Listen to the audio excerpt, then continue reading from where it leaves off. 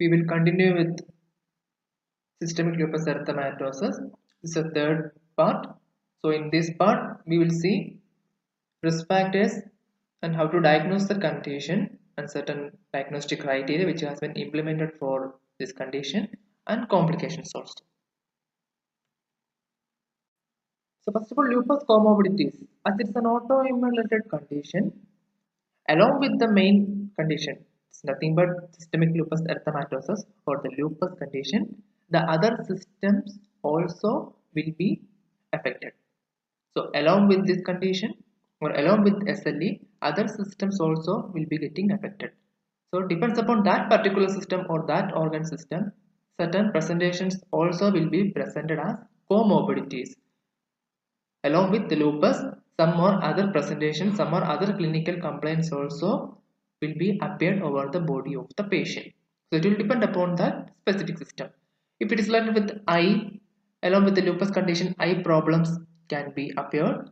Pleuritis, if it is along with or the lupus along with the lupus condition, chances of occurrence of problems regarding to lung, like especially pleuritis condition or lung inflammation can be occurred. Along with kidney diseases can be happen. Rashes and photosensitivity, especially affected over integumentary system. With respect to joint, along with the lupus condition, joint pain will be presented there. If it is affected with the thyroid gland, thyroid diseases will be manifesting. Heart related condition, along with this, it is complete vascular system or circulatory system, anemia can be happen. Blood clots within the vessels like antiphospholipid syndrome can be happen there, and along with the other musculoskeletal condition or osteoporosis conditions can be happen along with lupus. So these are some major comorbidities. Wherever lupus is present or whenever the lupus is affected in our body, one or more than two systems can be affected. So depends upon that system, the specific symptoms will be presented in the body also. Considering the risk factors, first of all, gender is more common in women, and with respect to the age, although affects people of all age, specific that category in between 15 to 45 age group, this will be more common, and that too in more women. Depends upon the race, according to certain studies or certain publications have been published by certain scientists, and certain studies also have been conducted. Depends upon that criteria, lupus is more common in certain African American regions, which is the people living in those regions, and Hispanics and Asian Americans. This was the result which was found out by or which was tracked by certain studies conducted in that particular regions. So some major risk factors depends upon the gender, age, and race. Apart from that, exposure with the environmental factors also one more other important component too. Concerning diagnosis of systemic lupus erythematosus condition or lupus condition, anti-nuclear antibodies first test. Whenever there is a condition affected with the autoimmune system or autoimmunity, presence of anti-nuclear antibody should be checked out. So level of the anti-nuclear antibody or ANA should be considered as a first and primemost point or primemost component for diagnosis of autoimmune related condition. So any autoimmune related condition, ANA should be a point within the checklist. CBC with differential count, complete blood count with differential. So within that, each one or each sets of cells we can differentiate. Chest X-ray, if at all it is affected with one more system, as we have seen already in comorbidities. Likewise, any kind of chest related, specifically heart related or lung related condition, chest X-ray also should be included in order to differentiate the condition.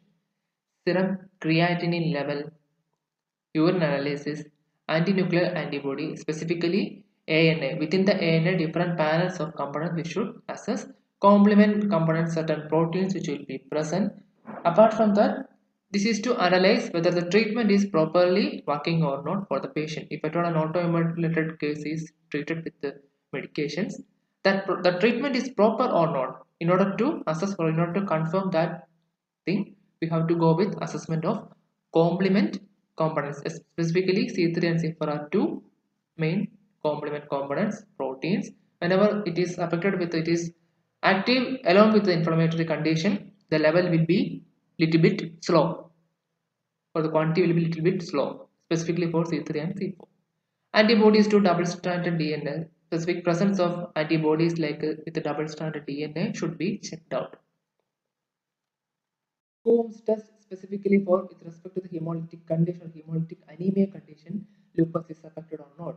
Regarding the circulatory or vascular system related condition, Coombs test direct should be assessed. Presence of cryoglobulins should be assessed specifically in the condition of autoimmune condition. ESR and CRP, erythrocyte sedimentary range, along with serum reactive protein also, or creatine condition also, like RFT, LFT should be considered. Rheumatoid factor, antiphospholipid antibodies, and lupus anticoagulant test. These components are present or not. If at all it is an autoimmune condition within the blood, these components are present or not, we should assess or we should diagnose. So, in order to find out the presence of these components, we should go with antiphospholipid antibodies and lupus anticoagulant test also.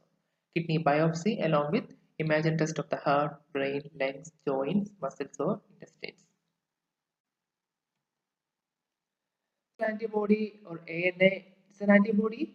ANA is nothing but an antibody that can help diagnose certain autoimmune disease. Not over in lupus condition, other conditions also we can rule out by doing antinuclear antibody test. So most of the people with the systemic lupus erythematosus, this test will be positive. It will be give with an identifiable mark or presence of ANA or antinuclear antibody antiphospholipids within the blood. A positive ANA test can indicate other autoimmune diseases besides lupus. So other autoimmune related conditions also we can trace out. We are doing with ANA test. ANA is better for diagnosing disease than for predicting or tracking disease activity. So direct Coombs test, indirect Coombs test is there, another diagnostic test.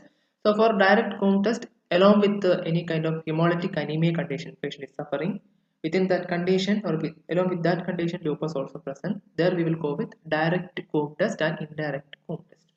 So blood sample will be collected from the patient with immune mediated hemolytic anemia. So patient will be having the other condition of immune related or mediated hemolytic anemia.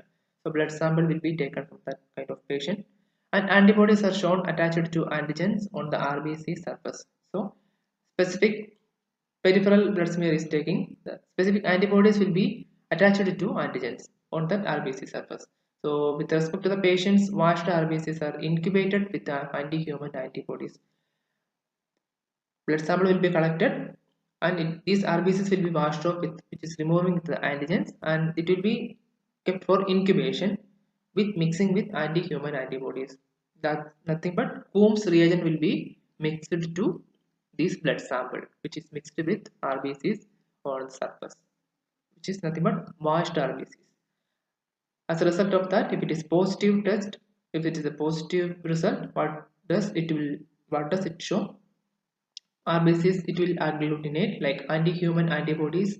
It will form links between RBCs by binding to the human antibodies on the RBCs. So as shown in the picture, certain binding structure it will be formed out after mixing with these Coombs reagent. Agglutination will be happening. This is the positive side, which is we can suspect in a direct Coombs test if it is positive.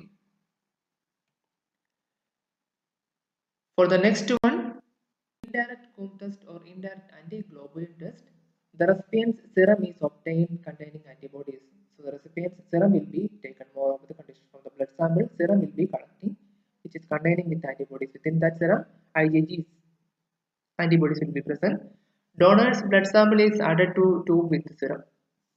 A donor sample also will be there. That blood is mixed with the serum. Recipients IgGs that target the donor's red blood cells form antibody antigen complexes. So there is a peculiar action will be happening after the mixing of donor's blood and within the mixing of the serum also.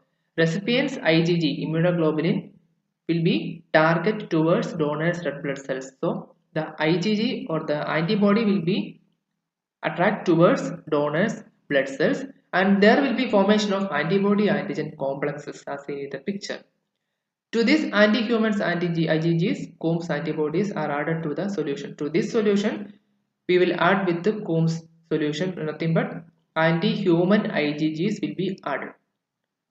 So what does it show if it is a positive result? Agglutination of red blood cells occurs because human IgGs are attached to red blood cells.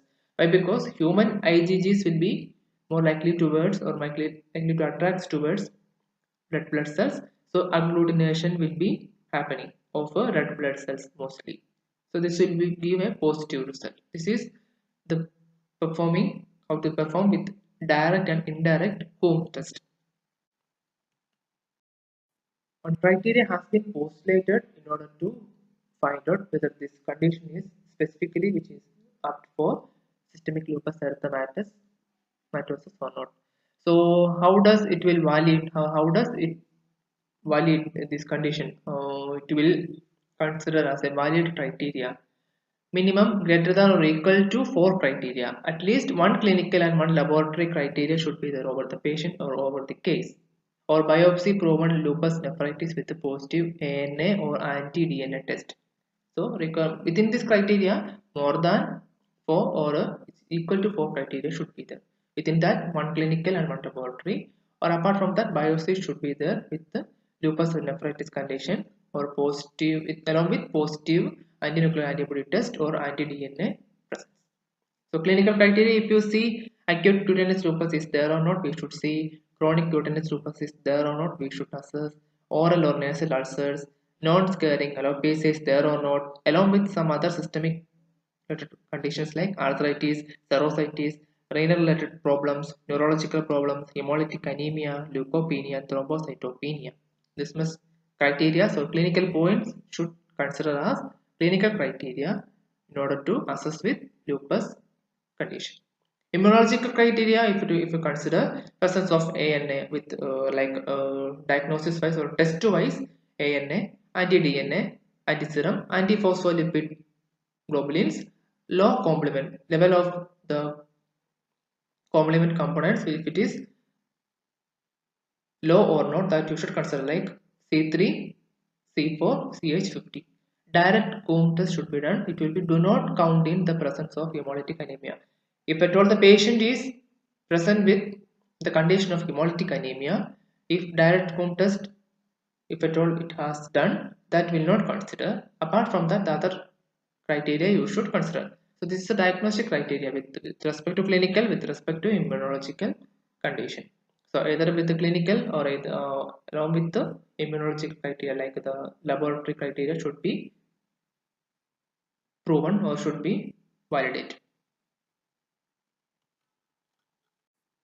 Certain complications of systemic lupus erythematosus condition, lupus nephritis with respect to kidney failure, blood clots in arteries of veins of the legs, lungs, brains, intestines, anemia, specifically hemolytic anemia, pericarditis, myocarditis, endocarditis with respect to heart-related condition, pleural effusion with respect to the lung-related problems, pregnancy-related problems or miscarriages will, will be happening, stroke-related condition, bowel damage with the abdominal pain and obstruction. In the intestines, low blood platelet count, inflammation of the blood vessels, pregnancy-related issues, problems to newborn. Specifically, it will happen to newborn. These are the other complications. Here we will finish with the topic systemic lupus erythematosus. Thank you.